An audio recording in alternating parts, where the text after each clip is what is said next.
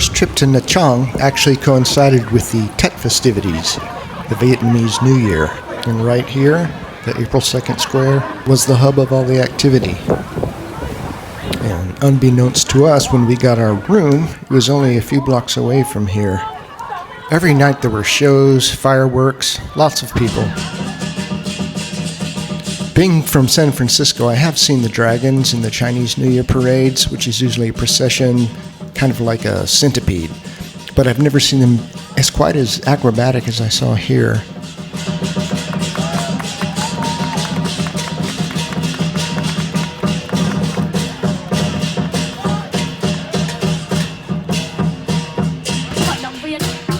Okay, these guys.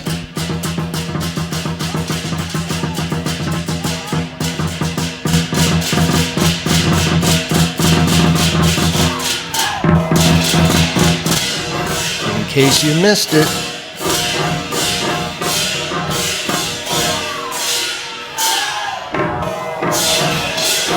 And they're doing it with their heads covered.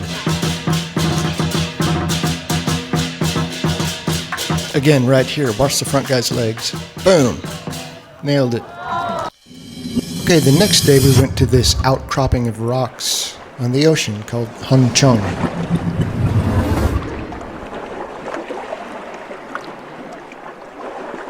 Observe the obligatory tourist pose.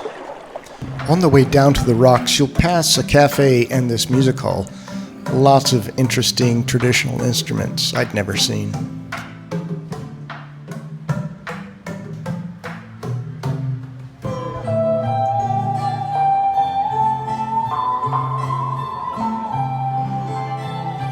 I was mesmerized by this instrument.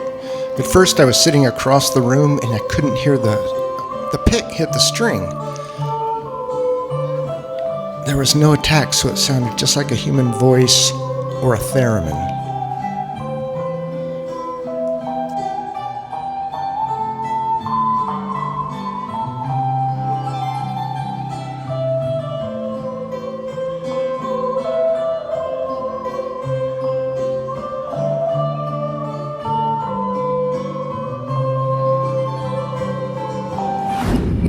The next stop is a Hindu temple called Nagar.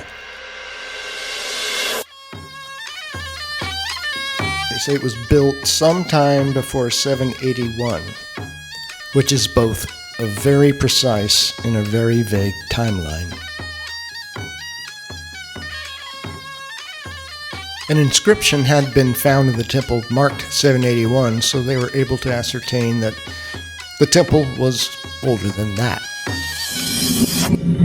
Our next stop was the Long Son Pagoda, or White Buddha Pagoda. It is Nha Trang's oldest temple, and it has Vietnam's largest Buddha statue. Back to the show. Another night at the April 2nd Square.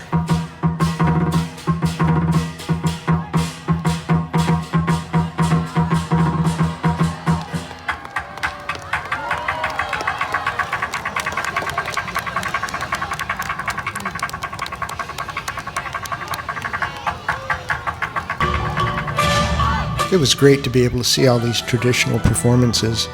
It was all new to me.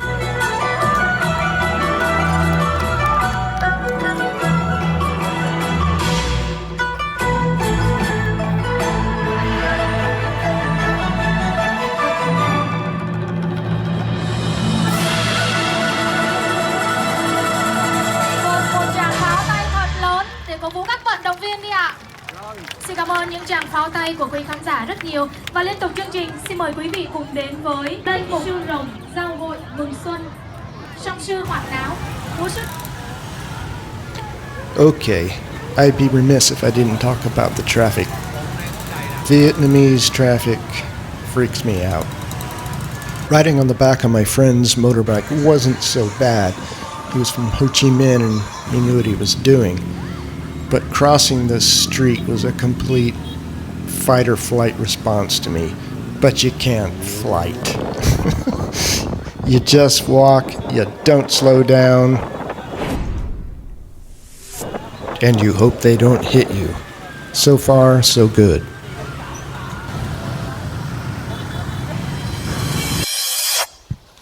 The other side of the coin is you do get to see beautiful places like this. You can get an afternoon island hop on some of the boats that are around there. They'll take you to beaches and fishing villages. And I think my favorite part of it was the lunch break. They had these tables that would sit about 8 people, and you'd eat family style. The guy next to me spoke really good English and was pretty funny.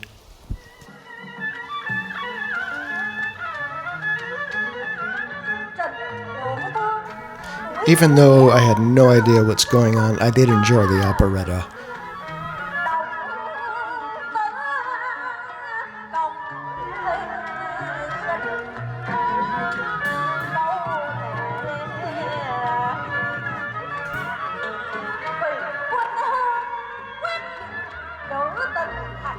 So as long as you never have to cross the street, Tet and Nha Trang is pretty great.